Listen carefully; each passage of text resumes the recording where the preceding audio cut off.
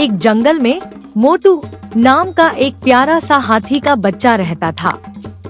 मोटू बहुत प्यारा था, लेकिन हमेशा उदास रहता क्योंकि उसके कान बहुत बड़े थे।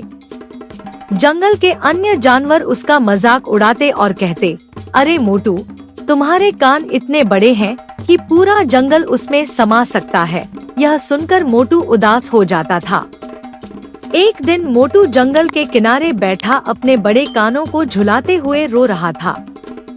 तभी अचानक एक चमकदार रोशनी आई।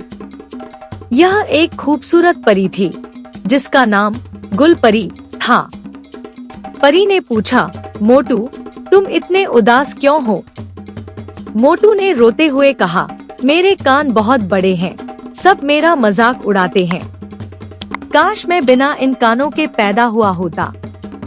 परी हंसकर बोली, अरे मोटू, क्या तुम्हें पता है कि तुम्हारे ये कान कितने खास हैं? मोटू हैरानी से बोला, खास? ये तो मेरी सबसे बड़ी परेशानी है।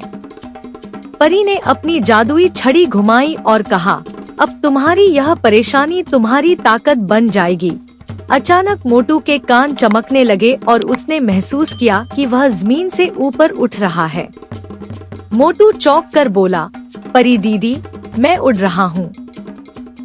परी मुस्कुराई और बोली, अब तुम अपने कानों से उड़ सकते हो।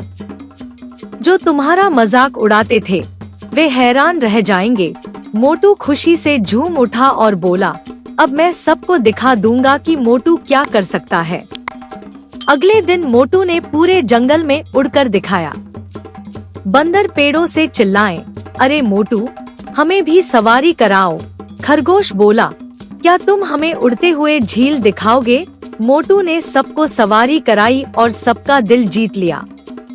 अब मोटू न केवल खुश था, बल्कि पूरे जंगल का हीरो बन गया। वह अपने बड़े कानों से उड़कर सबकी मदद करता और सब उसे उड़ता हुआ मोटू कहकर बुलाते। मोटू ने सीखा कि हमारी कमजोरियां हमारी सबसे बड़ी ताकत बन सकती हैं, अगर हम उन्हें स्वीकार कर लें।